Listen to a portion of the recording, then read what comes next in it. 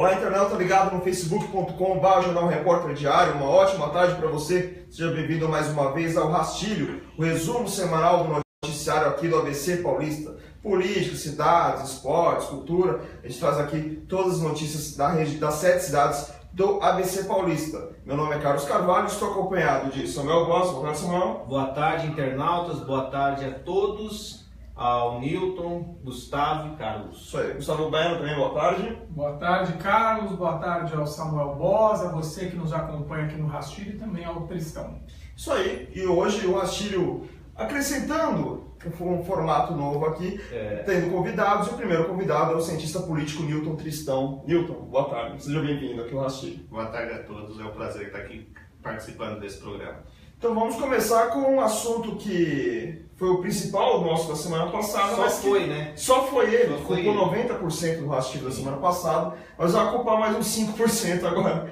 Só para terminar a novela. Só para terminar essa novela, que foi o imbróglio com a secretária de Saúde de Santo André, Ana Paula Penha Dias. Semana passada, para quem não lembra, ela foi até a Câmara para falar sobre o projeto do Quali Saúde, projeto que acabou fechando 7 unidades aqui do Santo André para reforma e revitalização, só que deu um problema danado, uma polêmica, porque acabou sobrecarregando outras unidades aqui da cidade e as pessoas ficaram loucas da vida, para dizer uma palavra que a gente possa usar aqui no Rastilho Online. E aí teve um resquício político durante essa semana. A relação entre o prefeito Paulo Serra e o Almir Sicoti, que é o presidente da Câmara e um dos acusados pela Ana Paula Penha Dias de injúria na semana passada, a relação ficou um pouco estremecida, mas agora, segundo informações dos bastidores, voltou às boas, mas não voltou 100%, porque o Sicoti estava sendo cotado para assumir uma das pastas ali do primeiro escalão do governo de Paulinho Serra, porém a história vai ficar de lado por enquanto, até tudo se esfriar. E também, em relação ao BO que a Ana Paula Penha Dias fez contra o Sicoti, fez contra o Williams Bezerra, a prefeitura disse que não ia mexer em nada disso, que era uma questão pessoal da secretária e que ela ia resolver essa questão junto à justiça.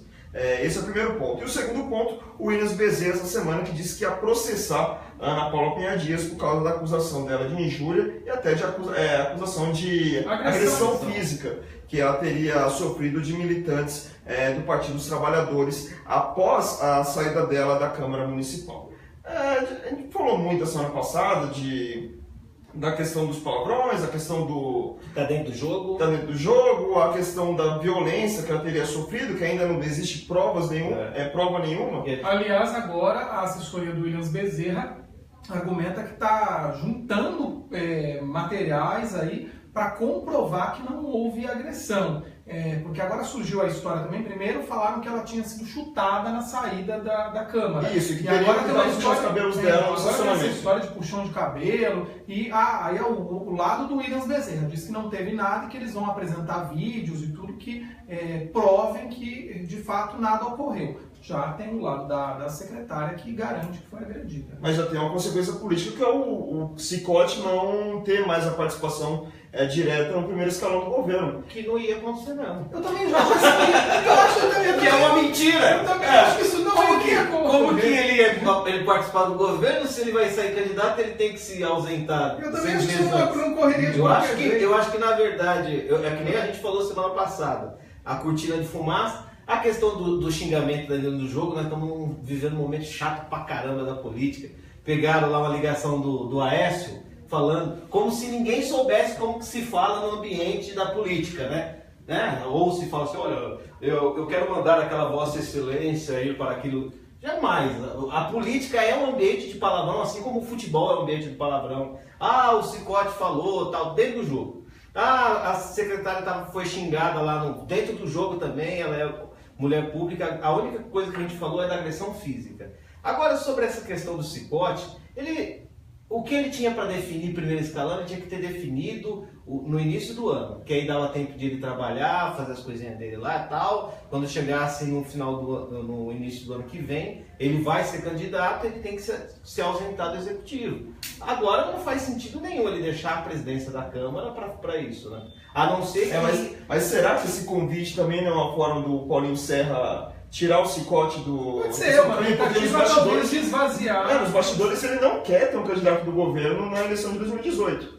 Que de certa forma é uma surpresa. Então seria uma forma de manter o cicote, entre aspas, quietinho no canto ali. Fica aqui cuidando dessa área e... Eu arriscaria dizer que até os nomes que estão sendo ventilados como candidatos do governo não vão sair. Por exemplo, Marcelo Scherrad, eu acho que o Scherrad não vai ser candidato, essa é uma opinião pessoal. E aí muita gente até comentou que o André Scarpino assumiria a Secretaria de Esporte. Eu já tenho uma outra informação, que o Scarpino iria para uma outra pasta, não esporte, e que o Jober Minhoca assumiria, na verdade, a Secretaria de Esporte. Isso é verdade. É que o Scarpino, ele é suplente, não é de vereador. Então teriam que dar um jeito. E uma possibilidade é o Scarpino ir para a área de cultura, para a Secretaria de Cultura, tocando a diretoria a área de lazer, né? Essa seria a informação recebida por mim, né? Agora, pelo visto, Samuel também não, era exatamente isso. Só que eu acredito que o Sardano ele vai bater o pé para sair. Para ser candidato. Não, então, mas o Scherrad eu não aposto. Não. Eu só colocar o Nilton também na conversa. Uma situação grave, uma acusação de violência contra a mulher que acaba atingindo diretamente a parte política, né? Não é o primeiro caso que se vê no mundo em relação a isso, de um escândalo, entre aspas, que acaba decorrendo de uma não aceitação de um cargo, não colocação de uma pessoa em um cargo, mas como a ciência política vê essa história toda? É que eu acho, tirando essa parte da fulanização do evento propriamente dito, né? A sensação que eu tenho, há dias atrás, eu escrevi sobre o fim da lua de mel com os novos prefeitos. O que me parece que está acontecendo, apesar desse jogo da política, de quem ocupa aqui, de quem sai, quem entra, quem você segura politicamente, me parece que tem no seu bojo já um esgotamento. As pessoas começam a ficar insatisfeitas com as atuais administrações. A gente não pode esquecer o seguinte: no limite, todos os nossos prefeitos eles se elegeram com o discurso de recuperação da coisa pública, de recuperação da municipalidade, de você colocar uma administração mais eficiente, de você dar um novo modelo de gestão. E não está acontecendo. Não está acontecendo por quê? Porque não se faz churrasco bom com carne ruim. Ou seja, cada vez mais pessoas começam a perceber que aquelas coisas apontadas, as soluções apontadas, elas não estão exatamente caminhando da forma como foram ditas. Esse processo de acirramento, ele vai se dar cada vez com mais frequência na medida que a popularidade dos novos prefeitos continuarem a cair. Né? E cada vez que esses prefeitos eles têm um problema sério. Eles não podem usar o discurso da herança maldita. Porque eles se elegeram dizendo que estava tudo acabado, que estava tudo destruído e que eles iam dar uma solução adequada a esse estado de coisas. Ou seja, já adiantaram essa Isso é a ponta de um processo que de agora em diante tende a começar a acontecer com mais frequência. E teoricamente tem que dar solução para tudo com recursos escassos, não é? É que na verdade você promete um monte de coisa, aí quando você chega, você não se dá conta que você vai ter que cumprir.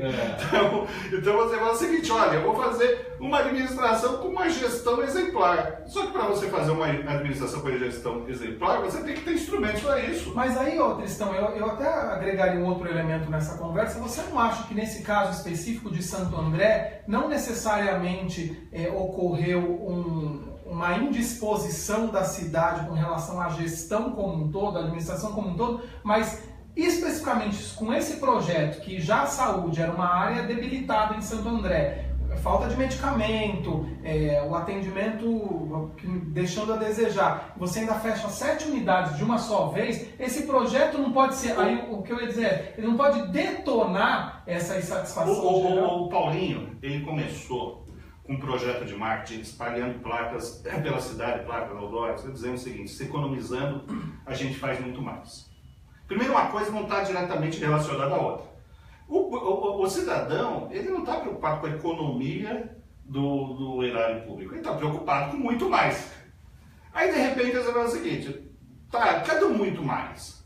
Cadê isso que tinham nos dito que essa administração ela ia dar para a gente, quer dizer, essa gestão eficiente, essa gestão que equaciona receita e despesa, que economiza recursos do erário, vai nos entregar muito mais do que estava sendo entregue. Cadê esse muito mais? E claro que a saúde é um ponto neurálgico.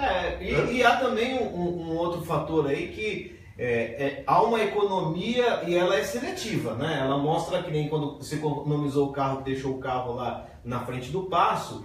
E aí, semana passada nós comentávamos sobre isso, que o Paulinho que foi eleito com 80%, ele está gastando um pouco dessa aprovação dele, né? Dessa votação elevada para fazer as maldades que ele tem que fazer agora, no início, fecha a Sete UPA, segura tal, porque ele sabe que ele precisa fazer isso no primeiro ano, porque ele não tem o que fazer, ele realmente não tem o que fazer. O Paulinho Serra, no quesito saúde, não tem mágica, não tem gestor, não tem Dória, não tem Trump que resolva. É que na administração pública, na prestação de contas, o povo não quer saber de balanço. Você não apresenta, hoje nós pegamos um balanço desse jeito e conseguimos transformar as contas públicas dessa forma. Gestão eficiente na administração pública significa você garantir cidadania, significa você garantir conquistas. Né? E funcionar. Porque assim, não adianta uma gestão eficiente, entre aspas, uma gestão baseada em preceitos de competência que retira serviços. Né? Tanto que a gente tem uma frase que é sempre usada, né, do rouba mais faz, que começou lá atrás, que o pessoal falava isso quando se tinha um político... O ex-governador Barros, eu esqueci o nome do governador. Do rouba mais faz? Não, essa é do Maluf. Do Maluf, mas se não me engano ele roubou essa frase alguém. Então, mas esse rouba mais faz que a população sempre diz, esse rouba mais faz. O Ademar de Barros. Ademar de Barros. Não, quem não fala, não era o rouba mais faz, mas ele tinha esse ímpeto, ele era considerado um cara que promovia a malversação do erário público.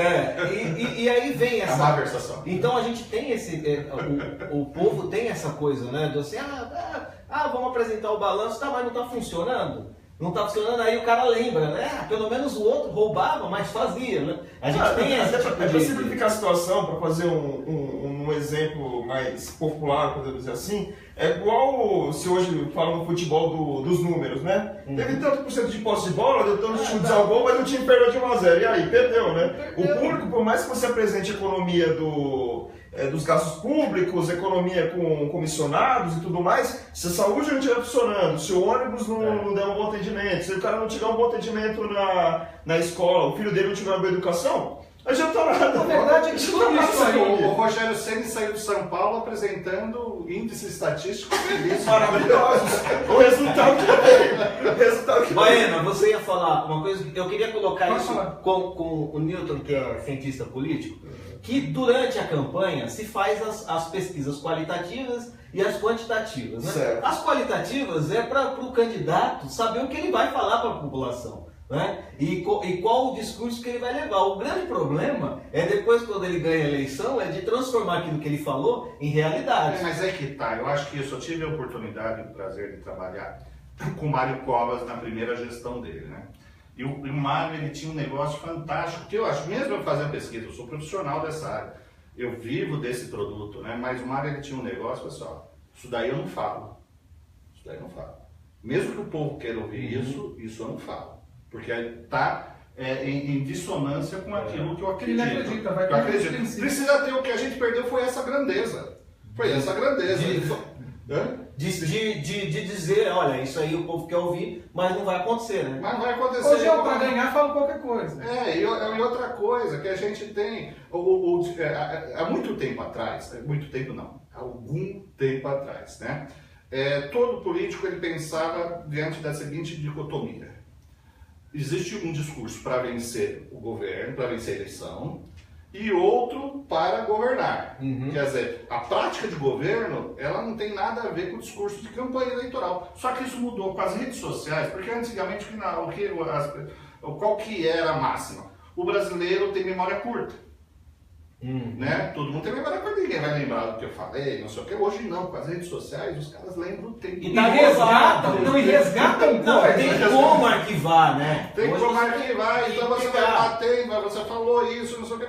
Então, não dá mais para dissociar prática de governo com discurso de campanha. Você vê que a Dilma, a crise do segundo governo da Dilma foi nem que a vaca tussa. Né? Foi resgatada em janeiro, assim, meu, ela bateu, o Aécio ia vencer as eleições, e você, meu, ele vai acabar com os seus direitos, vai acabar com os seus direitos.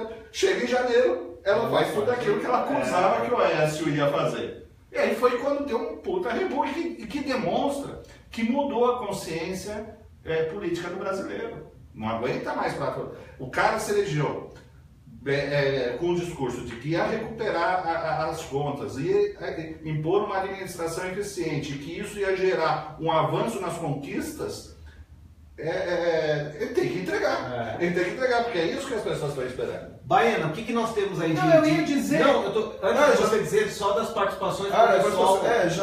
Vou falar mandar um abraço pro Vilmar BTS, pra Maria do Rosário Neves Zanoli, que deseja boa tarde pra todo mundo, dizendo que tá adorando o programa. Sibelião, mandando diretamente pra você, seu nome boas coraçãozinho. Corações para mim.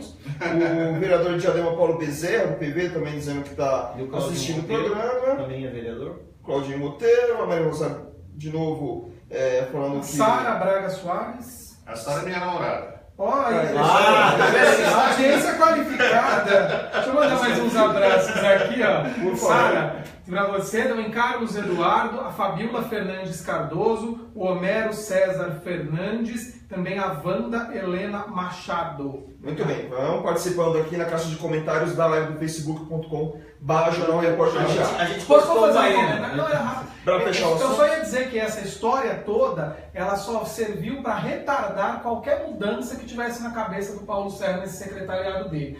A gente até comentou isso um pouco na semana passada, mas eu acho que agora mais do que nunca, se ele tivesse que mexer em algo, ele vai segurar. O Samuel até falou que acredita só no ano que vem. Não, né? eu acho que assim, No caso que vem pela obrigação eleitoral. O que eu disse foi o seguinte, que a secretária, ele precisava de uma secretária daquele perfil, porque a maldade foi dele. Todo mundo acha, foi a secretária que fechou. Não, foi ele se escondeu atrás da secretária, todo mundo se bateu, puxou cabelo, xinga a mulher sai lá e tal. Só que na hora de fazer as pazes, quem foi fazer as pazes com o Cicote? Paulinho. Foi o Paulinho.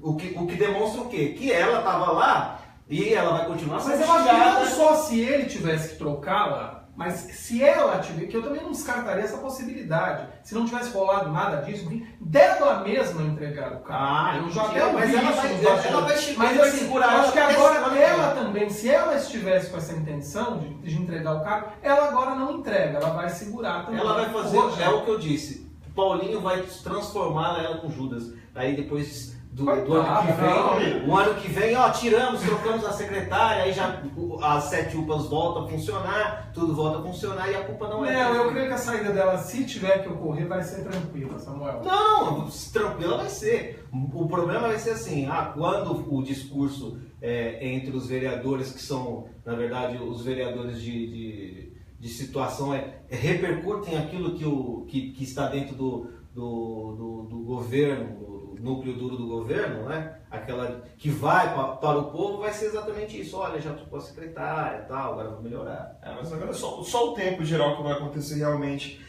no executivo de Santo André. Mentalizei. Passando para a manchete da versão impressa do Repórter Diário nesta sexta-feira, modelo de acordo da Sabesp com Guarulhos não atrai Santo André. Só para trazer um pouco do que aconteceu lá em Guarulhos, eles conseguiram fechar um acordo de 40 anos, 480 mensalidades, para tentar acabar com a dívida que tem junto com a Sabesp de 2,9 bilhões de reais. Aproveitando só antes, as 3 maiores devedoras da Sabesp, né? Guarulhos, Santo André e Mauá, né? As 3 cidades. Exatamente. Mauá, que é a maior devedora, com 3,5 bilhões. Nós procuramos a Prefeitura de Mauá para ver se existia alguma possibilidade de adotar algo parecido com Guarulhos, porém, Santo André disse que não pretende fazer isso, pretende conversar para ver um outro tipo de modelo. No caso de Mauá, que tem uma dívida de 2,5 bilhões, quando eu falar, essa dívida não é da Prefeitura, são das autarquias de saneamento básico. No caso de Santo André, o SEMASA, e no caso de Mauá, a SAMA. No caso da SAMA, vai se resolver na Justiça. Mauá quer resolver a questão na Justiça. A única cidade aqui do ABC que já resolveu esse problema, na verdade 2 cidades já resolveram esse problema, foram São Bernardo e Diadema, que entregaram suas empresas para a Sabesp, que agora opera definitivamente nesses municípios. Mas as dívidas da Sabesp aí é um imbróglio tão grande. O caso de Mauá, que a água é separada do esgoto, o esgoto estava com a Odebrecht até pouco tempo atrás, agora está com outra empresa. Eu gosto da simplicidade do seguinte, né? Se discute aí, né? O que está se discutindo é o preço da água, né, que cada cidade paga e a cidade acha que não é justo. Mas eu queria dizer ao cidadão que não paga sua conta de água por 2 meses, que a SAMA ou o SEMASA vai até a sua casa e bota lá e corta. Eles estão devendo há anos para a Sabesp e a Sabesp não faz o mesmo. Por isso que eles continuam devendo e assim vai ser. Aí se discute, não, mas é o problema, porque a judicialização, se o metro cúbico é mais caro, é mais barato, não importa. Eu digo que como que é que o poder público ele é incoerente, né? Ele não paga aquilo que ele tem que pagar, né? Agora o cidadão que deve R$60, R$70 de água ou luz e tal, em 2 meses eles vão lá. Mas também tem que ressaltar que invariavelmente a Sabesp não cumpre os planos de investimento. Exatamente. Quer dizer, ali é uma relação de puxa-estica. Cada um defende o seu lado, e é bom lembrar que aqui em Santo André, o repórter diário traz essa história de Santo André não curtir, né, vamos dizer assim, não se mostrar, a cidade não se mostrar disposta a seguir esse mesmo modelo de Guarulhos. Tudo caminha aqui em Santo André, eu não diria para entrega do SEMASA para a Sabesp, mas para um modelo aí em que tanto a Sabesp quanto o SEMASA participem. Isso pelo menos é o que a gente ouve, até em entrevistas aqui com o Arjan Marcos, superintendente do SEMASA. O próprio Paulo Serra, prefeito, em algumas entrevistas dá a entender isso, só que fica aquela dúvida também, né, na cabeça do andreense. Agora falam que a Sabesp, eles não falam em privatização, né, mas vai ter uma parceria. Algo privado na Sabesp. Aí você fica naquela dúvida, escuta, mas espera aí, o SEMASA deve ficar Sabesp, que agora vai ser privatizada, e aí como é que fica a relação SEMASA-Sabesp? Fica aquela confusão. Só para lembrar um pouco do que aconteceu em Diadema, aconteceu em 2013, existia a SANED, que era a Companhia de Saneamento Básico de Diadema, que devia quase 2 bilhões de reais, ou na verdade 1 bilhão e 300 milhões de reais, 1 bilhão e 300 milhões de reais, para a Sabesp. E aí houve a simples entrega também com uma contrapartida de cerca de 105 milhões de reais para se investir na cidade em obras de saneamento ambiental. Na verdade foi usado para fazer capeamento de rua, reforma de praça e tudo mais. A prefeitura diz que essas obras também contemplavam o saneamento ambiental. Contempla, né? Contempla, segundo a prefeitura. É uma das... Mas foi uma entrega simples e direta. Algo que também foi cogitado aqui em Santo André. Lembrando que no ano passado o Grana queria entregar para o Odebrecht ambiental, fazer algo que foi feito em Mauá, né? E acabou indo para...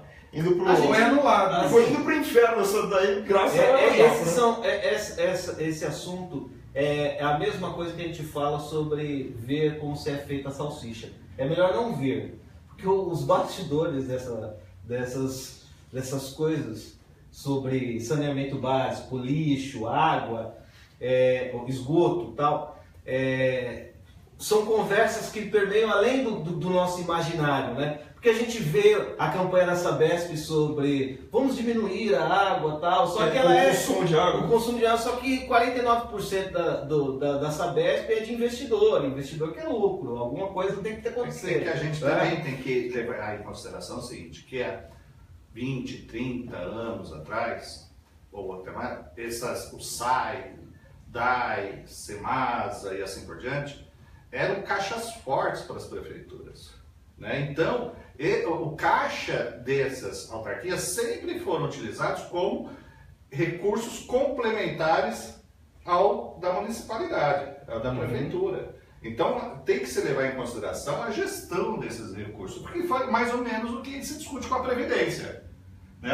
A Previdência, os recursos utilizados por ela, recebidos por ela, muitas vezes foram para outras destinações. Então, essas autarquias elas teve um problema sério de gestão nos últimos anos, porque seus recursos foram utilizados de forma complementar às gestões municipais. Não por acaso, muitos políticos ficavam de olho no comando dessas autarquias. Claro. Mas você pega o seguinte, o SAI de Guarulhos, que estão... Desculpa. O SAI de Guarulhos. O SAI de Guarulhos, se eu não me engano, ele tem uma arrecadação aí de próximo de 300 milhões ou mais, né? Quer dizer, ou seja, quem não quer administrar isso daí é o valor de muita cidade. Sim, tem cidade que não tem isso de orçamento. Não, tem muita cidade que não tem isso de orçamento. Não, o Ribeirão Pires não tem isso. Mas para o pessoal entender, essas autarquias, o olhar dos prefeitos era o seguinte, de gerir a água, né? Comprar água e revender.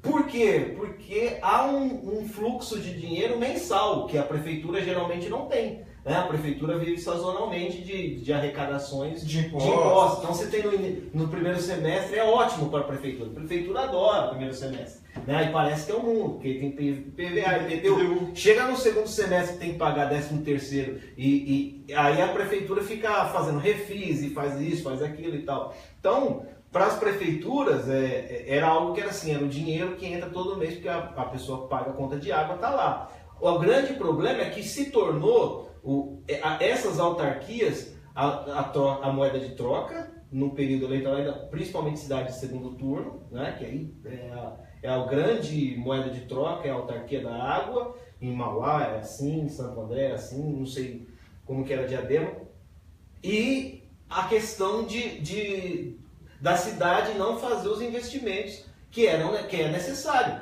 Tanto que a gente teve falta d'água em Santo André, e o que disseram? Porque a rede toda é velha e tal. Mas a questão é o seguinte, todo mundo sabe, Guarulhos, que é o caso que está sendo usado como exemplo, há 20 e poucos anos que o SAI é inviável economicamente, quer dizer, do jeito que está sendo tocado, porque ninguém abre mão.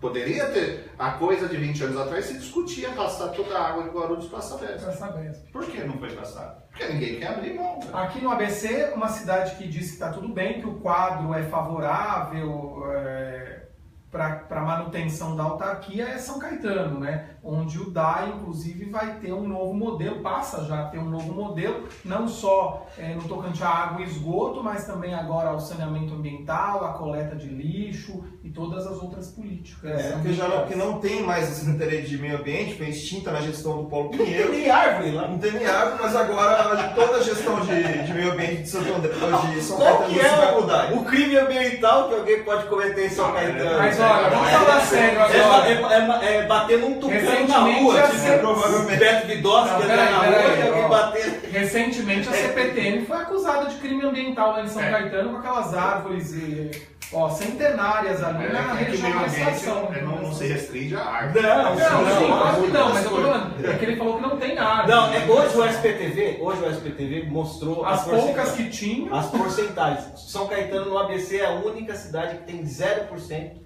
de Mata Atlântica. Não, a porcentagem de áreas verdes eu fiz uma brincadeira do meio ambiente, porque a cidade realmente não tem uma área ambiental que você possa dizer como tem em Santo André. Mas São Caetano não tem mais área para nada, né? É verdade.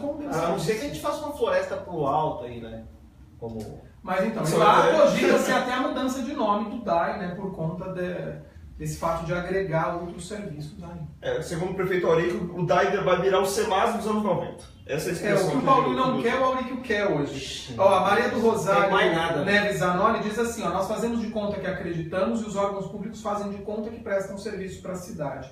E no caso que a gente falava sobre a saúde, ela complementou o seguinte, que a saúde em Santo André teria que ser o maior projeto do prefeito, até para evitar tanta saúde. Mas deveria ser o maior projeto do país inteiro, a gente tem problema de saúde no país inteiro. Uns lugares pior, outros menos pior, mas eu acho que existe um mito que a gente precisa começar a combater. Não existe nenhum país do mundo que teve um projeto de universalização da saúde como o Brasil teve. Não existe, não existe. Mas não existe por quê? Porque nós somos espertos, os outros são tudo idiotas? Não devem ter feito porque acham que fazer isso daí não dá certo. É enxugar gelo. Isso daí não dá certo. Eu tive uma vez que você atendia, levar meu filho no Chile, num posto de saúde pública, eu paguei a consulta. O posto de saúde público foi pago a consulta. Então a gente tem que ver o seguinte, a saúde, ela é um poço sem fundo. Quer dizer, você universalizar procedimentos que são caríssimos. Não existe nada mais caro no mundo do que um procedimento na área de saúde. Qualquer um. Fica doente nos Estados Unidos, fica doente na Europa, você vem de casa. Por quê? Porque é caro mesmo. Então aqui a gente oferece algo que o cidadão não tem noção da abrangência e da qualidade. Só que não existe mais capacidade do poder público, no meu entender, avançar na saúde além do que ele já foi. Não tem dinheiro para isso. O SUS, no seu conceito, ele vamos dizer, é uma boa, é a minha visão agora. Eu acho ele interessante o conceito. Qual é o país com 200 milhões que tem um SUS? Porém, 200 milhões de habitantes que tem SUS? Nenhum. Não, mas eu digo assim, o conceito do SUS é o que eu penso. Ele é interessante, mas, não sei se para o Brasil, enfim, não entendi a sua posição. Eu acho o conceito interessante, mas o país, por N fatores, também não conseguiu dar conta, e a gente sabe que também só existe uma, né? tem outras questões que a nossa van filosofia não pode supor, roubalheira e tudo. Não, mas não é só isso. A roubalheira, claro que é um problema. Mas, Gustavo, a questão é a seguinte, não existe saída para a saúde que não seja o desenvolvimento econômico. O indivíduo precisa ganhar mais, precisa progredir, ter condições, aí ele vai começar a comprar saúde. Porque se não for isso, nenhum país sobrevive bancando 80% de todos os procedimentos da população. O grande problema essa desigualdade enorme que existe no Brasil é que está se discutindo, tentando se discutir, o custo do Brasil. O Cristão estava falando sobre a Previdência, né? Se tem um modelo de Previdência, aí o cara vai fazer uma gestão da Previdência Social, manda o dinheiro para cá. Os maiores devedores de Previdência são os próprios órgãos públicos. Que você tem prefeitura, por quê? O que a prefeitura faz? Não paga a Previdência, ela arrecada isso do servidor, não paga, algumas têm suas autarquias próprias para isso. E aí ela fica negativada lá para fazer uma obra. Aí o que o prefeito faz? Vai lá e faz um acordo. E paga a primeira parcela, ele se desnegativa, e depois ele para de pagar de novo. Se você for pegar na região aqui, o quanto que a região deve para a Previdência, é enorme. Então o que a gente tem também é o custo, esse custo do Brasil. O custo da saúde, a forma com que a saúde, a forma com que os gestores públicos entendem, né? Tudo é feito no jeitinho, tudo é feito da forma mais absurda do mundo. Você pega um hospital Albert Einstein, né, que é referência a um sírio-libanês, por que ele é caro? Porque exatamente é o custo, o custo da referência, o custo daquele atendimento nós temos que desmistificar o seguinte: a saúde brasileira é uma das melhores saúdes do mundo. O nosso problema é o problema de demanda. É muita gente consumindo produto caro. E o PIB do Brasil não dá conta disso. Não dá conta. A gente precisa... desenvolvimento econômico, melhoria nas condições do trabalho, o cara ganhar melhor e poder comprar produtos de saúde para ele e para a família. Você vê o seguinte, os planos de saúde... A quantidade de filiados só cai. E para onde esse pessoal que está saindo, vai onde? Vai para o SUS. São Caetano está vivendo isso, todos os funcionários públicos estão usando... estão sendo plano de saúde. Porque tá ainda deu um inchaço que a fila agora aumentou. Porque no caso do São Caetano tem a licitação que ainda está acontecendo em relação à promoção de usuários, só Deus sabe quando vai acabar. Mas eles estão usando o SUS. Sim. E a demanda... Aí você tem demandas sazonais também, que início do ano, quando tem uma época chuvosa, e de verão, você tem a dengue, que ela superlota a emergência. Então, no caso, se você tem um problema sério, aí uma pessoa em casa se sentiu mal, tô com dor de cabeça, vomitou, vai para o hospital. Então, na época de dengue, você tem um aumento de atendimento de emergência dentro dos hospitais. Então, assim, São tantas coisas que a gente acha que é fácil, né? Chegar para o prefeito tem que resolver o problema da saúde e tal, mas é um sistema difícil. Claro que não, vamos pegar... a gente poderia pegar alguns casos e fazer o seguinte estudo. Quanto uma pessoa contribui em impostos e quanto que ela recebe, por exemplo, na área da saúde. O que ela pagou? E os procedimentos que ela utilizou, quanto custou ao Estado? Você vai perceber o seguinte, a quantidade de contribuição é muito menor do que os procedimentos adquiridos. Nós temos esse problema. A saúde é um saco sem fundo de problema insolúvel. A universalização, ela não dá conta de se manter economicamente. Sim, mas acho que nesse caso ainda vai... Tem outros tantos detalhes aqui no Brasil que a gente tem que levar em conta. A falta de saneamento básico que expõe as pessoas a mais doenças. Não, para as pessoas terem condição de custear a própria saúde. Não digo nem de custear a própria saúde. Eu vou ser o chato. Não, o Brasil ele não dá infraestrutura nem para a saúde preventiva. Mas eu vou ser o chato. Que poderia fazer com que essas pessoas tivessem menos procedimentos futuros. Não tem esse cuidado, O Brasil não pensa lá na frente. Não pensa lá na frente. Por mais que tenha crescido a expectativa de vida no Brasil nos últimos anos e tudo mais, mas isso não muda. Ainda muita gente é exposta a uma condição de vida muito ruim, mas vai expor a saúde de qualquer forma é o seguinte,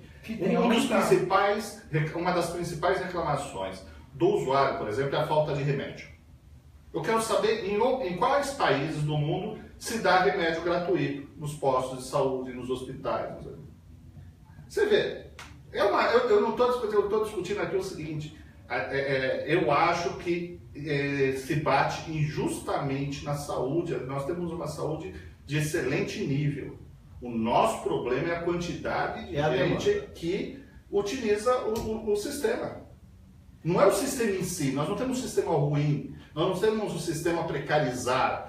Claro que você tem hospitais aí que estão em situações, mas o sistema como um todo é invejável, é muito mais. Não é só dizer sobre o SUS. Mas tem outros países. Ele tem um conceito. Isso não é bem gerido, na verdade. Eu queria ir além, porque assim, a gente tem outras questões, não só a saúde, mas já que nós temos o SUS e a gente tem um orçamento destinado à saúde. O cara tem que fazer mágica. E tem que se rediscutir, eu já venho falando isso há muito tempo, é a questão do funcionalismo público. Né?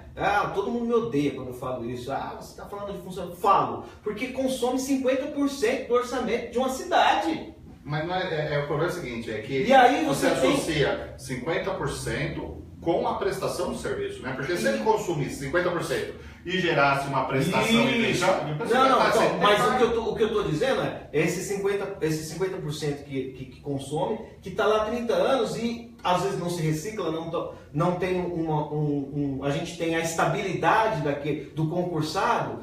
Não, mas o concursado, você tem que levar em consideração o seguinte, a grande maioria do pessoal efetivo, eles ganham salários que não são grandes salários, 3 mil para baixo. Sim. Se você pegar os grandes salários, aí eu acho que é uma questão a ser discutida. Se você pegar os grandes salários, 10 mil, 9 mil, 12 mil, 15 mil, está tudo no livre provimento. Então são funcionários que estão incluídos nas atividades de livre provimento, no modelo de contratação de livre provimento.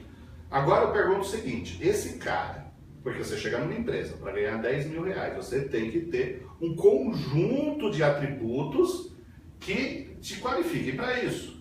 Quem está sendo contratado a 10 mil, 12 mil, 15 mil por mês? Quem são esses caras? De repente você descobre aí que come muito, nem nível superior. Mas aí é um erro, uma questão sistêmica errada, porque se o concursado ganha isso, e eles têm uma pessoa que entra lá e ganha 5 vezes mais, é óbvio que o que acontece, a primeira coisa que acontece da pessoa é você ter um processo de desigualdade, e a desigualdade gera no cara como que eu posso dizer?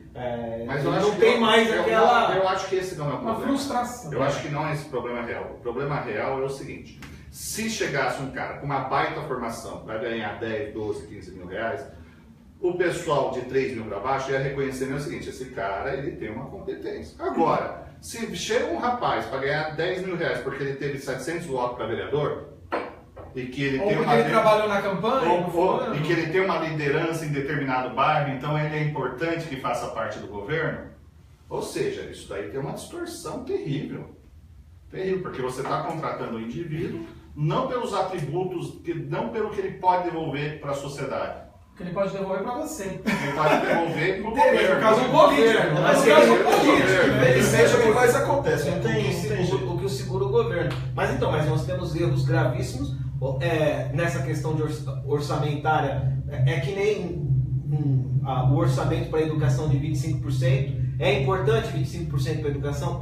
Mas não é uma totalidade. São Caetano do Sul tem 15 km², tem que gastar 25%, já tem escola, tem que comprar tablet, daqui a pouco comprar drone. Mas aí é uma questão da gestão, saber. Mas aí eu acho que a educação, você colocou uma questão importantíssima, que é o seguinte, quando você retira uma fatia de 25% do orçamento dos poderes executivos e destina a uma área, nós teríamos que oferecer o melhor serviço do mundo nessa área, porque ele está consumindo 25%.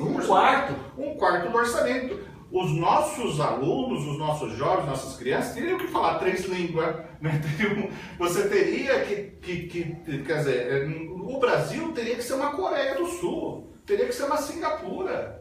O que não pode ser o seguinte, nós não conseguimos avançar na qualidade de formação dos nossos jovens. Vai todo esse orçamento e a gestão educacional e nós não conseguimos formar. Nós não conseguimos formar gente com nível educacional que deveria. Mas nesse caso é o seguinte, o exemplo da educação dos 25% obrigatórios de investimento na educação, quer dizer, investimento, 25% do orçamento para a educação. Destinação. É a grande diferença da palavra investimento para a palavra gasto. Aqui se gasta 25%, você não investe 25%. Aqui no Brasil continua tendo progressão continuada, alunos que chegam no 3º ano do ensino médio não sabem ler e escrever, ou que sabem ler e escrever, mas são analfabetos funcionais, ou seja, não compreendem aquilo que escrevem, aquilo que leem. Mas pelo que dinheiro que está sendo gasto, isso não poderia de forma alguma ter. Por isso só está sendo gasto, não está sendo investido. O que, no fundo, o que a sociedade deveria estar cobrando é o seguinte, eu quero fazer que esse dinheiro passe a valer efetivamente, né? Ou seja, já que está retirando esse bolo gigantesco do orçamento público, ele tem que ser transformado efetivamente em formação condizente dos nossos jovens e das nossas crianças. Sim.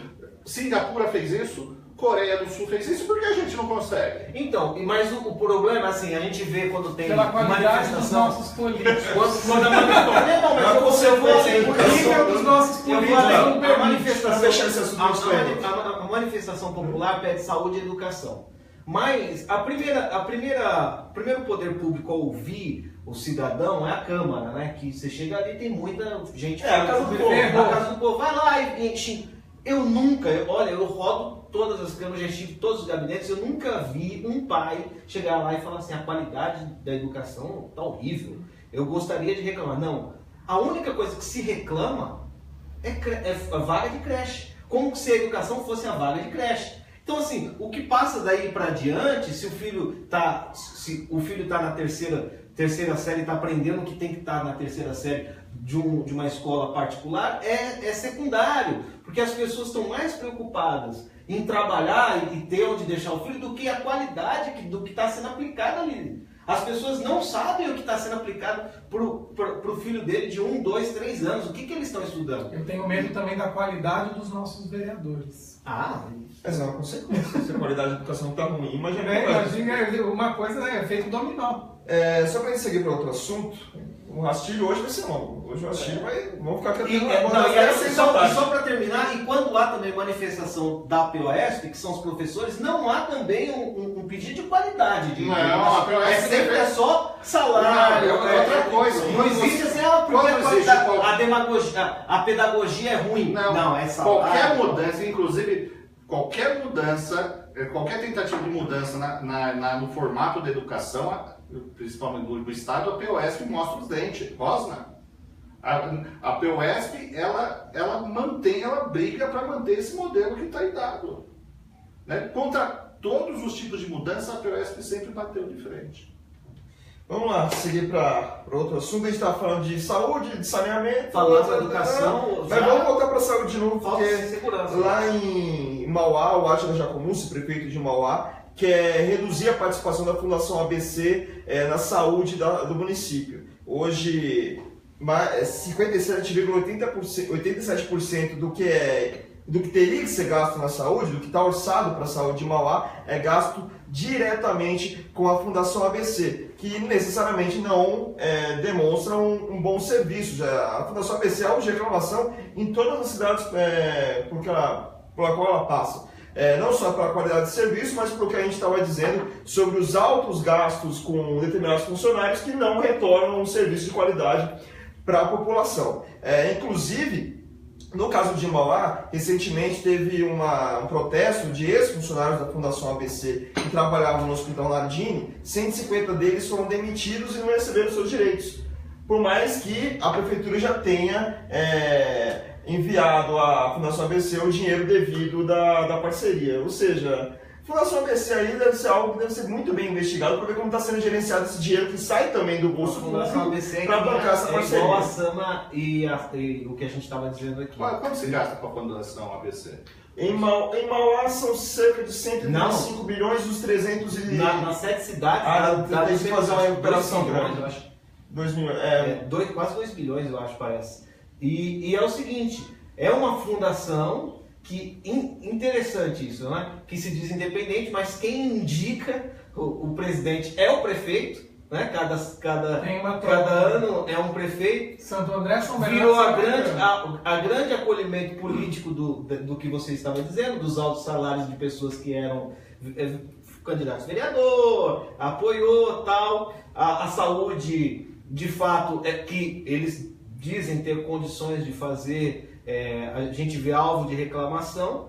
Eu não sei se o Átila está querendo trazer de volta ao município e ele gerir esse ou trazer outra OCIP ou organização para fazer essa gestão da saúde. Mas é uma situação complicada, porque tem várias cidades que resolveram fazer isso, ou OCIP ou OAS para gerenciar a saúde. Quase todas, né? Algumas ainda não implantaram. O Diadema ainda parece que vai implantar, até o final do ano vai implantar os OAS lá. Se for a Fundação ABC, né? Mas sempre dá problema, parece que o poder público está se esquivando da situação. Dou dinheiro para você gerencia aí, vê o que dá para fazer. E no final das contas não vale nada. Faz pior do que já estava sendo feito antes com o município. Aí você tem uma situação engraçada, né? Que me parece, pelo que eu ouço em Mauá, o Márcio Chaves é considerado o melhor secretário da gestão. E está demissionário desde março. Né? Você tem assim, toda hora surge uma notícia que ele vai embora. Toda hora. Então, o problema do Átila é o seguinte, ele fez propostas muito ousadas na área da saúde. Sim. E hoje ele vai ter uma dificuldade imensa em entregar. Né? Entregar por causa disso. Porque você tem uma estrutura ali amarrada que para você... E além daquilo que está sendo feito, historicamente problemática, falando do Hospital Nardini. Teve algumas, a gente até falou aqui, algumas dessas propostas, que nem a primeira proposta quando teve debate, que era criar um gabinete dentro do Nardini, que não aconteceu até o exato momento, que era para poder gerir ali o hospital diretamente, ver qual era o problema e tal. A gente tem também um fator, né, que os prefeitos, quem é prefeito sabe, que a UPA, quando o governo federal trouxe a UPA, parecia uma grande maravilha, o que virou uma bomba, né? A UPA hoje é um problema para o prefeito, porque o governo federal veio construir o prédio, que era pré-moldado, um mês estava lá e aí o custeio aconteceu. Não, é a mesma coisa de creche, quando o governo do estado resolve dar creche. Exatamente. Outra coisa é da creche. Uma vez eu ouvi um prefeito falando com o governador Geraldo Alckmin, ele falou assim, vamos inverter? O senhor mantém a creche e eu construo o prédio.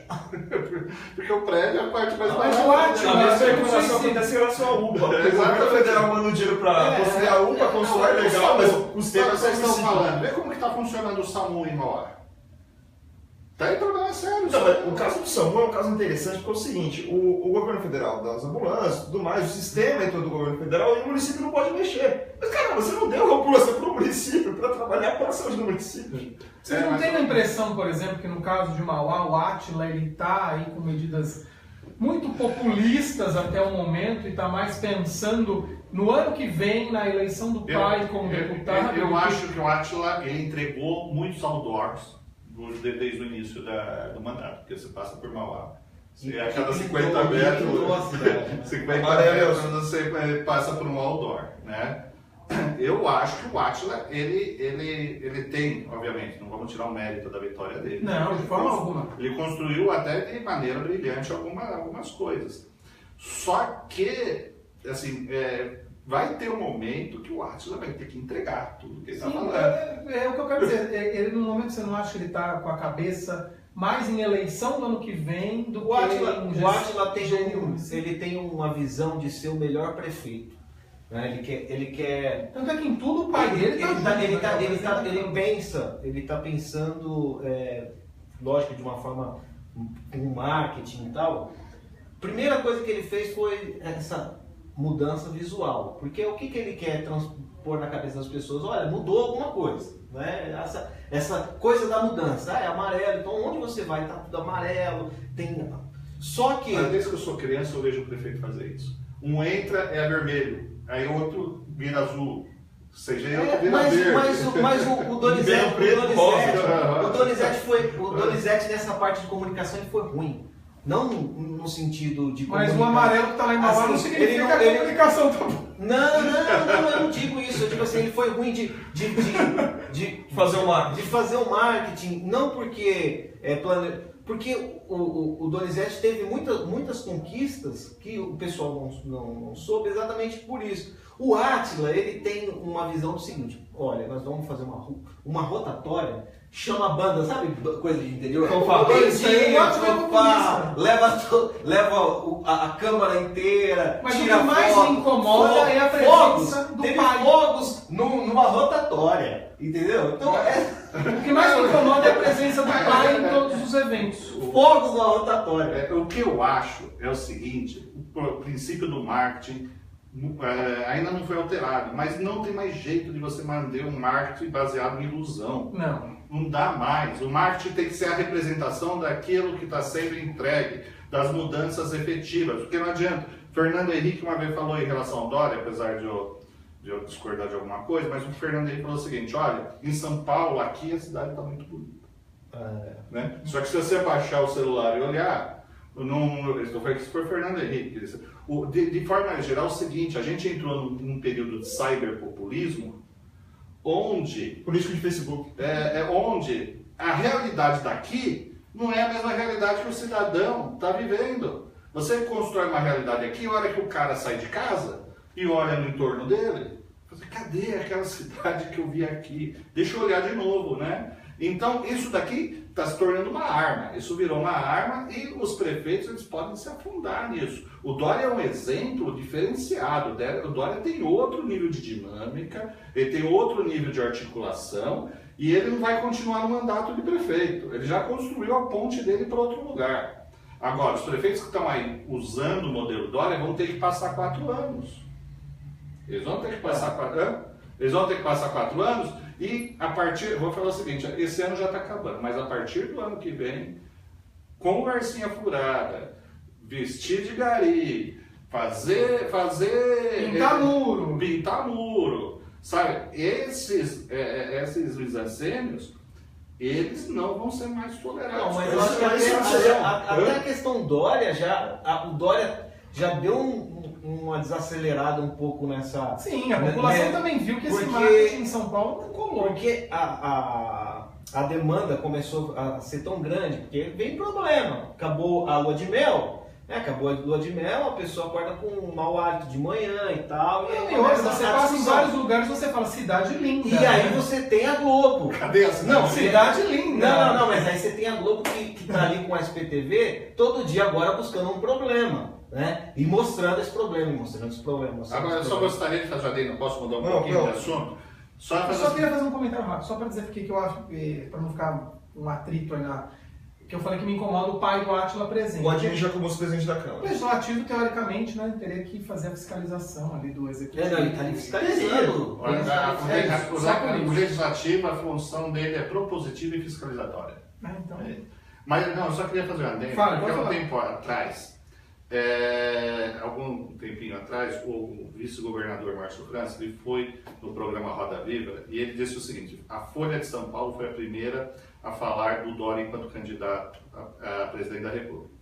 O vice-governador está enganado. O primeiro veículo a colocar essa pauta foi o RD, em janeiro, quando nós fizemos um programa aqui, nós discutimos que o Dória colocaria seu nome à presidência da República. Isso em janeiro, muito antes da Folha de São Paulo. Muito antes da Folha de São Paulo. Então, só colocando... Eu posso só sair da pauta, já que o Tristão tocou nesse assunto? Já que você falou disso, na tua visão, Tristão, porque inclusive inclui políticos aqui do ABC, estão falando aí que Orlando Mourão pode ser candidato a governador, primeiro estavam afagando o Dória, aí para não ficar mal agora... jantaram com o Geraldo Alckmin, que antes a gente gostava do Alckmin, aí passamos a gostar do Dória, aí ele ficou chateado, não, vamos mostrar que a gente ainda está junto. Ah, mas tem o Márcio França, então tem toda uma história, e aí agora falam que o Lauro Mitchell pode ser vice do Márcio França, aí começa toda uma confusão. Na tua visão, essa candidatura, que eu acabei de ler aqui, que o Dória já viajou por 11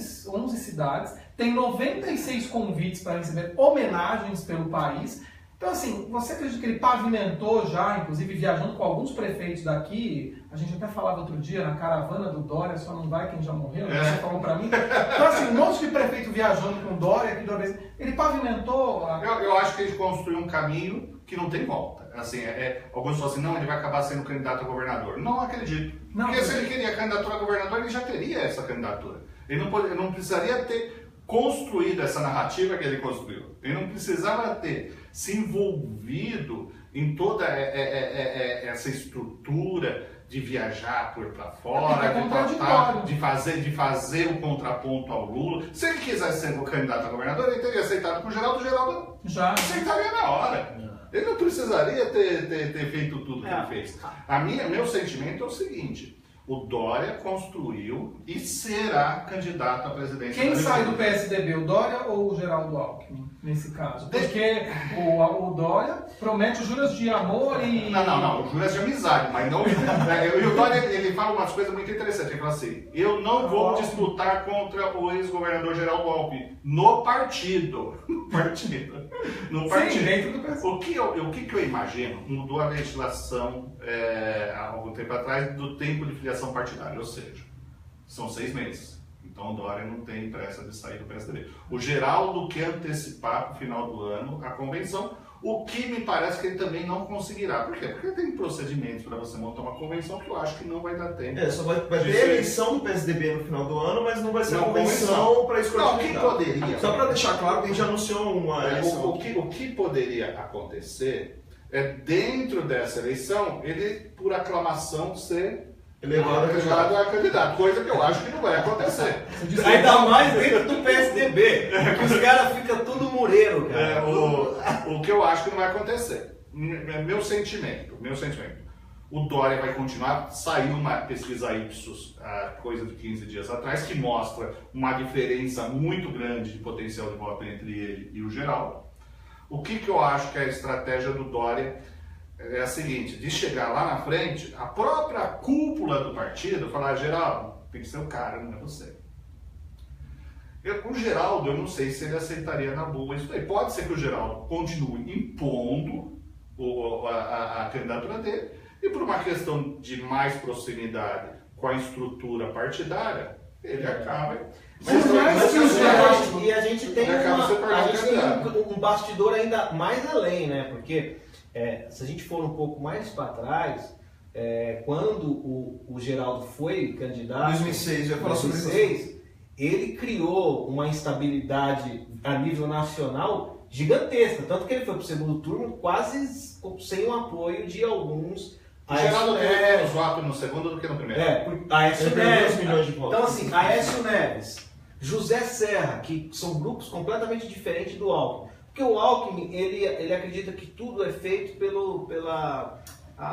como que eu posso dizer? O darwinismo, né? As coisas vão acontecendo, elas vão... Naturalmente. E ele é difícil, ele não age, né? Ele deixa as coisas irem acontecer. Eu não sei como ele conseguiu chegar tão longe com esse jeito dele. Não só tão longe. Ele é o governador que passou mais tempo governando o nosso estado na história. Isso! Na história. Mas ele tem o quê? Ninguém teve o tempo. Ele ficou de 2000 a 2006, depois ele voltou em 2010. Então, mas o que eu queria voltar é que nós temos um grupo dentro do PSDB que é muito forte, que é o grupo do Serra, aí nós temos o pessoal do Nordeste, o Tássio, todo esse pessoal aí são pessoas que têm um poder, o Fernando Henrique. Então, não é a disputa aí, Alckmin, o Alckmin já tinha uma grande negativa do partido, né? Mas vocês não acham que por exemplo, o fato, eu vou lançar aqui, o Alckmin ele já foi candidato pelo PSDB à presidência, ainda que tenha sido dos presidenciáveis do PSDB o menos votado. Vocês não acham que isso já o credencia nacionalmente? Eu digo, já é mais conhecido nacionalmente que o Dória, que é um fenômeno paulista. É um fenômeno paulista. O Geraldo tem o seguinte, segundo a pesquisa Y, se eu não me engano, ele tem mais de 70% de rejeição. Você tem um negócio, o Dória tem uma rejeição, o Dória, se eu não me engano, está com 52, um negócio assim, mas para 70 e pouco do Geraldo, é uma diferença cavalar. O Lula está como? O Lula está na faixa de 50 e pouco também. A rejeição do Lula e do Dória estão muito próximas uma da outra. O Geraldo está com uma rejeição maior, ou seja, o Serra está com uma rejeição maior. O fato é o seguinte, o que o PSDB vai fazer? Ele vai pegar um candidato que tem um potencial de voto, uma capacidade de crescimento maior, ou vai pegar um que tem história e tradição dentro do partido? É isso. O Geraldo não vai chegar numa condição mais favorável no que se refere a potencial de voto do que o Dória lá na frente. Não vai. Então o PSDB vai fazer. Esse tem mais chance de ganhar. E esse daqui é história. E ele apanha mais, né? O Alckmin apanha mais num debate, né? Ele tem mais o que apanhar do que o Dória. No que eu digo contra a PEC, a gente... o marqueteiro tem mais estratégia contra o Alckmin, que passou tantos anos governando, que você tem erros, você tem... Eu acho que não é uma questão de marketing, é uma questão de tendência. Você tem o seguinte, tem um cara, tem um discurso. Por que o Bolsonaro hoje está com 15, 16, algumas 17%. até 17% do voto? Em eleições, se a gente colocasse o Bolsonaro numa eleição de 2002, ele não teria isso. Nada. Por quê? Porque as teses defendidas por ele não tinha aderência naquele momento. Hoje tem aderência. O fato é o seguinte, nós vamos passar por um processo, quer dizer, recuperação. O que os prefeitos fizeram vai acontecer a nível nacional é o seguinte, nós precisamos resgatar o Estado brasileiro. E quem é que tem capacidade de resgatar melhor? Tem o Bolsonaro que está dando, que é o seguinte, se eu coloco o milico, vou dar tiro, vou bater. Tiro porra de bomba. Comigo não Tiro vai porra ter. de bomba. Tem o Lula, que vai tentar defender o legado dele, dizendo que na época dele tinha comida, tal. E vai ter que ter um candidato no campo liberal. Quer dizer, você tem aqui a direita já estabelecida na figura do Bolsonaro, você tem a esquerda no do Lula, que eu não sei nem se ele vai ser candidato, mas você tem a esquerda aglutinada em torno do Lula, e quem vai ser o candidato do campo liberal? Eu acho que o Dória se encaixa muito mais nesse perfil do que o Geraldo. E ele tem feito exatamente um discurso, até eu assisti numa entrevista do Ciro Gomes, o Ciro Gomes fez uma leitura perfeita, né? O povo está cansado de política, ele fala que ele é gestor.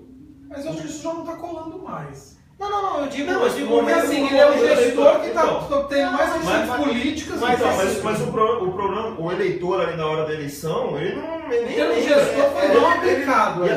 E além disso, a gente tem que levar em conta que ano que vem deve ser uma eleição que a maioria dos eleitores não vão para Lula. E se for, a boa parte deles vai votar branco, nulo, vai anular. A gente vai ter jeito. A gente vai ter um presidente da República, isso já aconteceu com os prefeitos. Tem que se ver o cenário. A gente vai ter um presidente da República que não vai ser eleito pela maioria. Tem que ver o cenário com ou sem Lula. Pela maioria dos votos válidos. Eu não sei, tudo vai depender. Você tem uma situação, por exemplo, vamos pegar o que aconteceu no Amazonas recentemente. Né? O conjunto de nulos brancos de abstenção superou a votação dos dois. Né? Sim. Né? Você tem mais. Se você vê, a população demonstrou ali uma coisa muito interessante. Os candidatos novos teve votação baixa. Aí eu ouvi um repórter da CBN, a gente pode citar outros. Sim, pode. Eu vi um Não, repórter. você não pode falar da CBN, você pode falar da Rádio Bandeirantes, pode falar da Jovem Pan. Ele dizendo, um analista dizendo o seguinte, é uma incoerência, o rapaz, a população fala que quer o novo e vota no antigo. Não, ela não dá cheque em branco. O novo tem que ter consistência, o novo tem que aparentar dizer o seguinte, eu estou vindo e significo isso. Se o novo não conseguir dizer isso, ele opta pelo que ele conhece. Se você tem um novo muito ruim, não quer dizer que eu vou votar. E outra, né? Tem discursos que em bocas de certas pessoas não colam, por mais que eles digam, né? Por mais que diga-se. Eu me lembro que na eleição para prefeito, o PHS, aí nós tínhamos o Benco falando de nova política, né? Que era um discurso. Não cabe, né? É um tipo de... O irmão do Benco tá no PHS? Não, que foi pego lá nos esquemas? Eu não sei. Eu só sei que o Benco entrou com uma decisão agora judicial para pegar o partido lá em cima, né? Para ser o presidente. Mas assim, a nova política. Então tem coisa que não cola. É que nem a Marina. É uma coisa tão subjetiva. A Marina o Gomes só de nova política. Marina não cola. De novo, e assim, gestão. Eu acho que o Dória ainda pode falar um pouco mais, ainda tem esse discurso para falar sobre gestão, não, que nós pegamos, fizemos uma... Mas é que a questão do Brasil não vai ser gestão, o tema não vai ser gestão. Não, eu digo sobre o discurso, né? Não, o que eu estou falando é que em âmbito nacional, a discussão não vai ser gestor. Também acho que não. Esse não vai ser o debate. Não adianta chegar com essa conversa. Não, o debate é a recuperação do Estado. Essa que vai ser o grande embate. É o que se faz com o Estado brasileiro, que se tornou inoperante, carcomido pela corrupção, e completamente inoperante em vários sentidos. Mas a sombra da corrupção vai ser grande. A sombra da corrupção vai ser grande, porque a gente está falando, a eleição do ano passado, ela foi travada no simples fato do bem contra o mal. Se colocou dois polos ali, se entendeu que o PT era o mal e o azul, que era representado por 200 partidos diferentes, era o bem. Então o povo apostou aqui no azul. Agora, dessa vez, não, e várias coisas aconteceram, embolando todos os partidos, agora o povo está meio assim, tá? Onde a gente vai apostar? Vai ter, lógico, esse discurso de precisamos mudar o Estado brasileiro, precisamos... mas você tem que se credenciar isso. Você tem que se credenciar. O PSDB precisa sair do governo Temer para ter mais credibilidade na tua visão? O PSDB é o único partido que eu conheço que ele faz uma reunião chamando todas as principais lideranças para decidir que não é o momento de decidir. Assim, não tem, eu acho que o PSDB vai ser até o fim do governo Temer. Eles vão vencer dessa atuada até o fim. Uma parte aqui, outra parte ali. Quer dizer, você não tem... O PSDB... Esse é o problema do PSDB. A unidade... O bate-cabeça ali. Você tem uma coisa... Quando eu comecei lá atrás, o pessoal falava assim, tem um cabeludo aí que faz pesquisa e tal... Eu fui entregar uma pesquisa quando para o João Leiva, que era presidente estadual, João Leiva Neto, era presidente estadual do PMDB, e era uma pesquisa onde a Pérsia não estava bem, a imagem do PMDB estava ruim, eu falei, seu João, o negócio aí vai complicar. Ele falou, menino, deixa eu te falar um negócio, o Pérsia nunca perde eleição. Essa era a tese que ele tinha, depois daquilo lá o Pérsia nunca mais ganhou. Às vezes o poder, ele traz o seguinte, você começa a achar que o poder faz parte de si.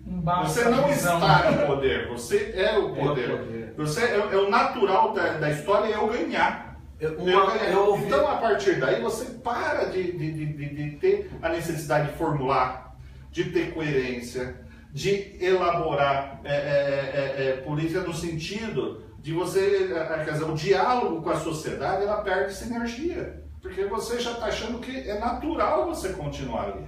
Eu acho que o PSDB começa a viver uma síndrome desse tipo. Eu vejo que a eleição do ano que vem, assim como a do ano passado, foi atípica. A gente tem um cientista político, a gente pode chamar Einstein para tentar entender o que aconteceu, porque foi um negócio... Freud.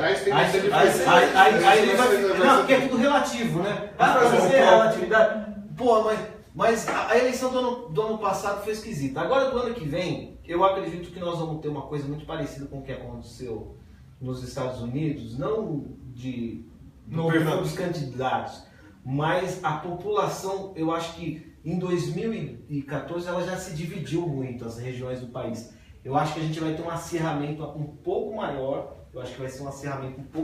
disso, e depois da eleição vai ser difícil a gente conseguir meio que unificar de novo o país. Eu particularmente eu não acho isso. Eu acho, primeiro, uma coisa que a gente falou do Lula. Existe uma possibilidade muito grande do Lula não ser candidato.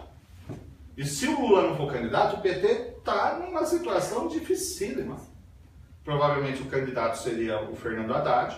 Sim. Fernando Haddad, o Lula se tem 30, ele não transfere 30 para o Fernando Haddad, deve transferir 20. O PT vai fazer menos deputados, né? E a circunstância, viu o que aconteceu com o PT lá em Amazonas? Votação vexatória, quase, né? Ainda respingou, né? Ainda respingou. O fato do povo tá puto com... Pode falar puto? Pode. Ela já falou, né? Puto já falei coisa pior aqui. Com o... Você tá me oferecendo? Cafézinho aqui da Ele tá com o Michel? Isso não quer dizer que eles querem a Dilma de volta. Não querem. Você vê alguém para você... Fora petista. Não estou falando fora petista. Fora os petistas. Você conhece alguém que quer a Dilma de volta? O cara odeia o Temer, mas não quer a Dilma de volta. Então a situação do PT não é tão simples. Hoje nós temos o seguinte, é o Lula. Se o Lula não estivesse no PT, o PT estaria fadado a acabar. Se o Lula não for candidato, eu duvido que o PCdoB caminhe com o PT. Aí eu acho que o Ciro acho que a breve pega um pouco mais esse pessoal da esquerda. Eu acho que mais fácil o PCdoB caminhar com o DEM, se marcar bobeira. O Rodrigo Maia já estava fazendo uns afagos públicos ao PCdoB. O PCdoB já caminhou. Em Guarulhos, o PCdoB ficou com ele correr. Isso é verdade. O PCdoB ele é tão comunista que é o seguinte, a gente divide a nossa ideologia, nós somos socialistas. Então, para todo mundo, tem para direita, tem para esquerda, para extrema direita, para extrema esquerda, eles estão com todo mundo. O PCdoB é uma maravilha. Orlando Silva lá em cima fala sobre golpe, aqui abraça o candidato Fernando Henrique. É maravilhoso. Eu acho que a eleição do ano que vem, diferente, eu acho que ela pode ser unificadora. Você acha que não vai ter uma ruptura? Amigo, chegou o café. Não acho que vai ser uma ruptura. O que pode acontecer é que a pessoa eleita não corresponda aos anseios. Mas eu acho que o PT dificilmente vence essas eleições. Dificilmente vence. Vamos pegar o caso seguinte. Fernando Henrique disputou venceu duas no primeiro turno, é isso? Isso, 2 no primeiro turno. O PT, nas 4 que venceu, não ganhou em nenhuma no primeiro turno. Nenhuma. E mesmo aqui, ó, o Lula com 80% de aprovação. Em 2006, que era a principal possibilidade, ele acabou ficando a pouquíssimos votos. Mas não ganhou em nenhuma de segunda posição. Sim. Nesse modelo que nós estamos de desgaste sério, não é o melhor momento do PT. Porque o PT venceria agora, teria agora mais força do que ele teve quando estava no poder. Não tem mais força. Eu não acredito na Nenhum partido vai ter exatamente eu acho que o PT, na verdade, ele busca para não morrer. Né? A chance do Bolsonaro, na minha opinião, reside em acontecer o que aconteceu no Rio. Que você ter o Universal do Reino de Deus de um lado e o PSOL do outro. Eu quero falar assim, meu Deus, o que eu faço? Né? Aí, porque você fala assim, o que eu vou fazer? Ou eu voto na Universal do Reino de Deus, ou eu voto no Deus que dê jeito. Não tem Deus que dê jeito. O Bolsonaro, ele só ganharia num conjunto de polarização onde o cara assim, cara, e agora? Se chegar, para chegar, né? E para isso ele tem que chegar, porque se você tem candidatura de Marina, se você tem outras candidaturas... Eu ainda acho que a Marina não vem. O próximo ano... Você acredita que vem? Eu acho que ela não. Ela deixa ser. A Marina já tem um outro A Marina é que sempre nem as cogitado. músicas a do questão Tom Zé, eu não entendo ela. Então, Mas eu acho que a essa- Marina não eu quer não se entendo a queimar Marina. dessa vez. A Marina, eu não sei, eu não ninguém sabe. Eu acho que a Marina não empolga mais ninguém. Esse que é o Ela problema. nunca empolgou. A Marina. Eu acho que ela até já empolgou o problema. A é que as Marina é o tipo, contradições- é aquele amigo que acredita em duende, sabe? Você É, é legal, contradições- conversar com ele, mas você não vai, jamais. O problema- Pô, o problema- deixar seu filho com ele, sabe? O problema da Marina foi o final do primeiro turno de 14. Que ela virou o principal alvo ali, principalmente da campanha da Dilma, A Marina- e não fez nada. A Marina ela fez uma reagiu. campanha ridícula. Era para virar presidente da República. Se ela tivesse alguns neurônios a mais, ela teria se tornado presidente da República. Deixa a menina. Pô, é muita coisa pra Vamos lá, pensar, vamos lá, cara. Mas só porque... Só pra fechar o assunto, que a gente vai seguir aqui o raciocínio. Eu queria tanto café, cara. Agora... A produção. Olha, a produção boicotou. Boicotou, vai. Eu acho o seguinte, depois da vitória do Trump, começou a falar assim, agora a extrema-direita e a xenofobia vão começar a ganhar peso e vão começar a vencer eleições. Mentira, não aconteceu isso. Holanda, eles perderam. Na França, eles perderam. Que o Brasil siga o mesmo caminho. O próximo, no meu ponto de vista, o próximo presidente da República será alguém do campo do centro. Essa é a sensação que eu tenho. Mas apesar que a gente fala do Trump, porém a eleição americana ela é igual relacionamento, é igual cabeça de mulher. Você não entende isso? Você não entende muito bem a eleição americana, você tem que ficar lá atrás. Não, só pra vamos explicar direito. Agora o povo a Hillary ganhou, é assim, mas Calma aí, ela é complicada, é uma eleição complicada. Então assim, por mais que ele tenha perdido no número total de votos, ele venceu por conta dos delegados. Então, porque eu acho que nos outros países tal, a parte eleitoral é diferente, né? Como aqui no Brasil também. É verdade. Mas se fosse considerar a votação somente, Você não Hillary teria sido concorda? eleita e Agora, ninguém eu não achei, eu achei você não concorda? Não, que eu não concordo. complicada? Não, todo mundo é complicado. Eu não entendo o ser humano. Eu não entendo o ser humano, mas vamos lá. Eu tenho medo do alheio. Eu tenho medo do alheio até da minha própria sombra. Vai lá. Mas era só para explicar que nos Estados Unidos é uma eleição mais semi-indireta, podemos dizer assim. O povo vai às urnas, não é obrigatório que nem no Brasil, o povo vai às urnas, só que cada estado tem um número X de delegados. E esses delegados que contam. No caso do Trump, ele conseguiu mais delegados porque nos estados onde tinham mais delegados, as pessoas foram votar. E não os eleitores da Hillary. Mesmo ele perdendo no número de votos, ele ganha a Hillary tem 3 milhões de votos, ou pouco mais, acho que 3 milhões de votos.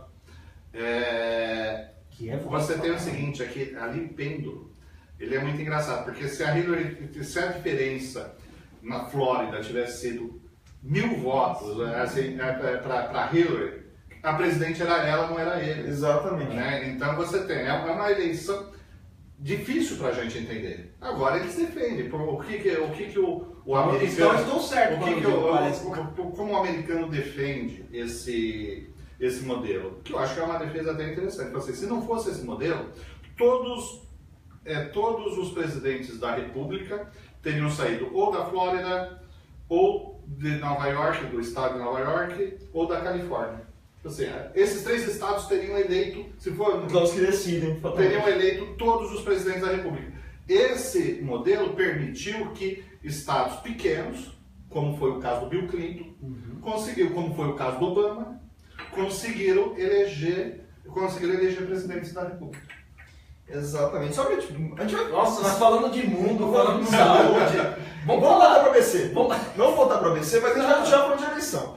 Porque o ex-prefeito de Diadema, José Felipe Júnior, do PT, ele voltou aí à vida pública, estava fazendo várias plenárias. Ontem realizou uma plenária na sede do Sindicato dos Metalúrgicos do ABC em Diadema. E antes mesmo ali da ação, do ato, do Sindicato dos Metalúrgicos não, ele fez na sede do PT de Diadema.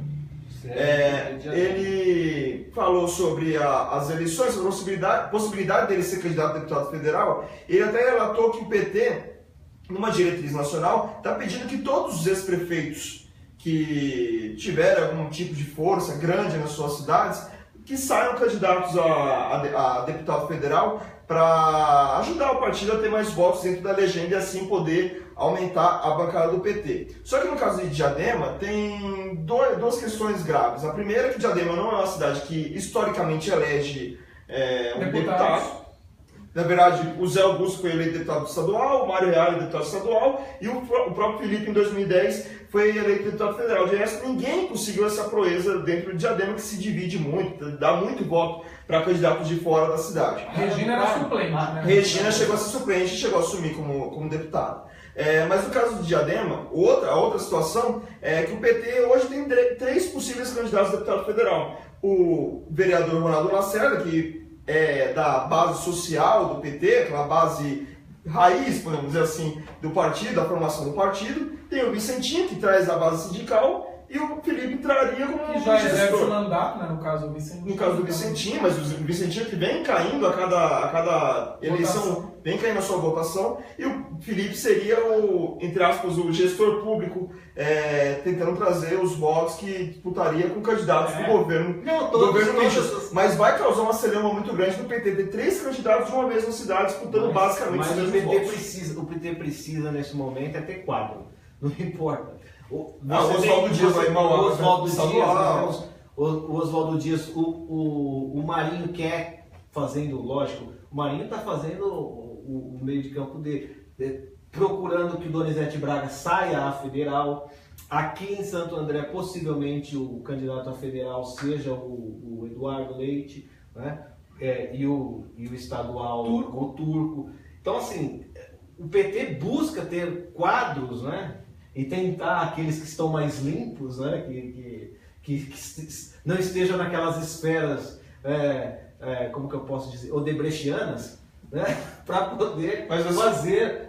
E tendo Lula para puxar isso daí.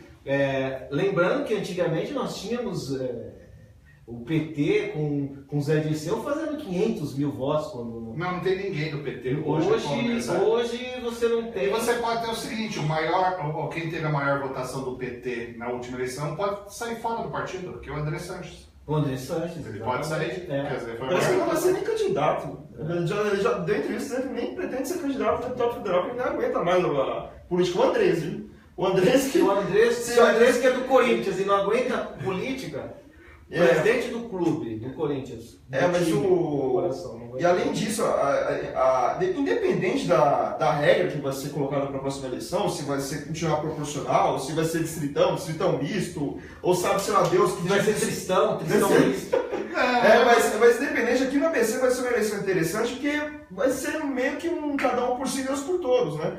Na eleição de 14 teve o foco, Orlando e Alex Manente, que fizeram a dobrada mais esquisita da história, porque os dois... A dobrada foi tão grande que quebrou. Quebrou os dois depois da eleição. Os dois conseguiram a maioria dos votos. O PT, curiosamente, conseguiu 3 deputados estaduais em São Bernardo do Campo, foi muita coisa. Mas depois disso, na eleição do ano que vem, não vai ter mais isso. Provavelmente não vai ter coligação. Se não tiver coligação, vai ser... Cada um vai ter que se virar nos 30 para ver como vai conseguir votos. O Alex Manente... Lógico, sendo federal tem uma vantagem um pouco maior. E no estado, hoje na região só temos os 4 do PT, o Turco Santo André, o Barba, a Ana do Carmo e o Luiz Fernando Teixeira com São Bernardo, que sabe se Deus como vão ser eleitos ou não. Então, tem uma possibilidade em setembro agora de assumir o Bittencourt, que é de Santo André. Sim. Porque o Jorgiato tá... O Bittencourt, que foi do PDT, foi do PS. Ele é o primeiro, na verdade, ele era o segundo suplente, caiu a Vanessa, subiu o Coronel Navarro. O Jorgiato, que é do PMDB, sofreu um AVC, acho que 2 meses atrás. Tá, mas você vê que já teve a força dele, já foi, né, também. Mas ele nunca foi daqui do ABC. Não, ele usa o ABC, mas na verdade, São Caetano. Então, acho que parece que dia 30 agora vence o prazo do Jorgiato e ele pode assumir. A licença médica. Ele pode assumir. Vai lá, Carlos. Vamos lá, só para seguir também, São Bernardo do Campo foi aprovada essa semana a nota fiscal municipal, igual a nota fiscal paulista. Você pede lá, você pede na nota e no final pode resultar em alguns prêmios. A diferença é que em São Bernardo só é valer para prestação de serviços, porque o município quer aumentar a arrecadação de ISS. E se a pessoa dever para a prefeitura, o prêmio vai ficar retido para pagar a dívida. Essa é a regra colocada ali na Far away. Além disso, a CPI do lixo teve a aprovação do seu relatório final em plenário, então tudo aquilo que a gente já tinha adiantado na semana passada. CPI da Eletropaulo entrega o seu relatório final na próxima semana. Basicamente vai fazer as reclamações que todo mundo tem contra a Eletropaulo em relação à falta de luz, o péssimo atendimento na hora que tem algum tipo de problema. Então isso vai ser tudo relatado na CPI da Eletropaulo, ou no relatório final da CPI da Eletropaulo, que deve ser aprovado dentro da CPI, dentro da comissão, no próximo dia 6, e no dia 13 chega ao plenário da Câmara, também deve ser aprovado. Só para a gente também acelerar aqui, Diadema, foi aprovado mudanças na Bolsa de Transporte, no benefício de Bolsa de Transporte, principalmente para os deficientes. Vai ter um cadastro único ali que vai tentar evitar as fraudes que acontecem atualmente no programa. E um destaque também da nossa versão impressa do Repórter Diário é em relação ao Polo do Sertãozinho, Polo Industrial do Sertãozinho, que o pessoal ainda está lutando para conseguir esgoto.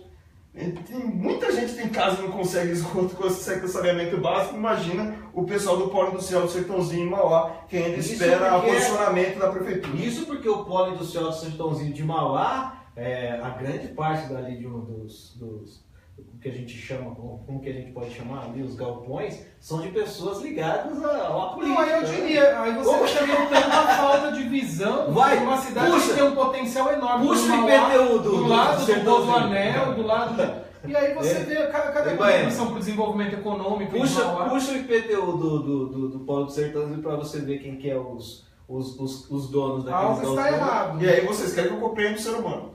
Depois dessa... É o reino da caneta marca-texto. Infelizmente, assim, tem mais algum assunto de política que vocês querem abordar? Pode.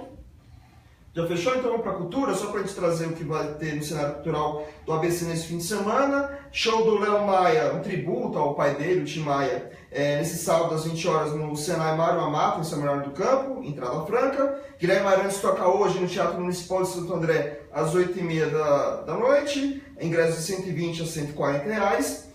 O espetáculo Viagem ao Centro da Terra, da companhia Solas de Vento, vai se apresentar nesse domingo no Sesc Santo André. Ingressos de R$17. Ó, esse dá para jornalista aí. Esse dá para jornalista. Opa! Semana passada, Alexandre Pires, pelo amor de Deus. R$300. De Alexandre Pires, irmão.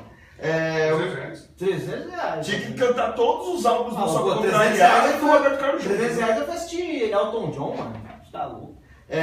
O melhor trabalho do mundo, que é o stand-up comedy do Renato Albani, o solo dele, ele vai se apresentar no próximo domingo às 19 horas no Teatro Paulo Machado de Carvalho, em São Caetano do Sul, ingressos a R$60. E a Maiara e Maraísa, dupla sertaneja, aí, umas que mais fazem sucesso atualmente, vai se apresentar na Estância Alto da Serra, em São Bernardo do Campo, nesse sábado às 21 horas, ingressos de 60 a 140 reais. A produção nos lembra aqui que para Léo Maia tem que reservar ingressos pela internet. Exatamente, ele vai cantar os sucessos do pai, além do repertório próprio do Léo Maia. Fechou, né? O que é o repertório próprio? Fechamos a lojinha. Qual que é o repertório próprio do Você Léo escuta Maia? Nova Praça FM? Eu escuto. Eu conheço o pai dele. Muito bem, vamos fechar aqui o Rastilho Online essa semana. Primeiro agradecer. Deixa eu te falar, eu fui assistir Bingo. Eu saí daqui e Bingo, Rei das Manhãs. Vamos assistir esse filme. É um espetáculo para quem gosta de cinema. Eu vou hoje. As críticas... Olha, eu vou falar uma coisa para você. Eu assisti o filme da minha vida do Selton Mello. De fotografia do Selton Mello bate. É lindíssimo, lindíssimo. Mas o Bingo é muita técnica de cinema, cara. Os planos sequência, tem plano sequência de 7 minutos. Sem corte, sabe? Várias referências aos anos 80. Lindíssimo, lindíssimo. A referência aos anos 80. Quem puder, assista. Mas é o seguinte... quem não sabe, é só legal a gente contextualizar. Bingo é a história de um dos intérpretes do Palhaço Bozo, Arlindo Barreto, que foi o segundo intérprete do Bozo. Isso. E era filho né? Não deixou de ser, a mãe morreu, da Márcia de Windsor, jurada famosa dos anos 70, 80, aquela da sempre nota 10 no programa do Flávio Cavalcante. e ele teve problemas com drogas. Sim, e, mas assim, tem que lembrar. e alguns fatos são verídicos, outros não. Mas é lembrar que não dá pra levar criança. Eu lembro, eu tava no dia. Porque o Bozo é muito louco. Não, Não, tem é que muita ele cena mostra o lado sombrio. Não, tem muita da cena de história. sexo no filme, muita nudez. O pessoal acha que é um filme infantil, porque Não passa nem perto disso. E eu tava no cinema e tinha muita criança de 5, 6 anos. Então, assim, não é um filme de criança para criança. Eu tentei resgatar, porque eu fui assistir o Arlindo Barreto na Assembleia de Deus aqui em São Caetano, e eu tenho um vídeo em que eu tô lá beijando, mas eu não consegui resgatar. Beijando o Arlindo Barreto? Dando uma bitoca no nariz do Bozo. É porque ele prega com... O bingo é porque os direitos, aí para não evitar problemas com direitos autorais, o nome do palhaço foi trocado. De Bozo para bingo. Qual foi mesmo o programa que você lembrou? Do Flávio Cavalcante. Flávio Cavalcante. Fazia muitos anos que eu não ouvia falar. Mas a Márcia de Windsor... Não, olha, o filme... Não, eu estou falando sobre a história da TV, não estou dizendo que eu assistia. Mas tem um vídeo, você pode assistir. Não, eu sou mais velho que eu. Estou trazendo informações da história. Marcia Windsor, eu não me lembro dela. Era uma jornada nota 10. Eu me lembro da El Que Maravilha. Olha aí, Maravilha já tá sacaneando. Eu às vezes assisto no Viva o Chacrinha, eu fico pensando que anos 80 era muito louco mesmo, né, meu? Nossa. Porque a câmera, o cameraman é o mesmo que faz ultrassonografia para mulheres grávidas, né? Porque eles iam assim num plano sensacional. Não, hoje... Os anos 80 era sem noção nenhuma. O programa do Chacrinha passava no sábado da tarde, não passaria meia-noite no Multishow. Hoje... Então vamos ver o vídeo, vamos ver hoje. Bingo e sempre dá dica de cinema no final do rastilho. Acho que a dica de cinema de semana é Como Nossos Pais, com a Maria Ribeiro, né? Maria Ribeiro ganhou 6 Kikitos na Festival de Gramados. E ela é a melhor atriz, né? Exatamente, então fica aí a dica de semana Como Nossos Pais. A Maria Ribeiro diz que a produção tem um quê de cinema argentino, porque a Argentina sabe melhor retratar a classe média no cinema. Muito bem, agora sim, fechou a casinha. Foi, vamos? Fechou a casinha, agradecer ao Nilo Tristão, cientista político, que foi o nosso convidado de hoje, dessa semana do Rastilho. Obrigado, Newton. Eu que agradeço, foi muito gostoso a participação. E lógico, vai voltar mais vezes aqui no Rastilho Online. Samuel, valeu? Obrigado a todos, Júlia que está aí na produção, Newton, o Gustavo Baena e Carlos. Baena também, obrigado. Samuel, Carlos, Tristão, obrigado por ter vindo. Um abraço a você que nos acompanhou. Ótimo final de semana. Muito bem, mais informações no repórterdiario.com.br e você também pode receber as nossas notícias através do WhatsApp 99927-5496. 99927-5496. O Rastilho na próxima semana vai ser na quarta-feira por causa do feriado de 7 de setembro. Ok? Valeu, galera. Até quarta-feira que vem. Abraço. Tchau.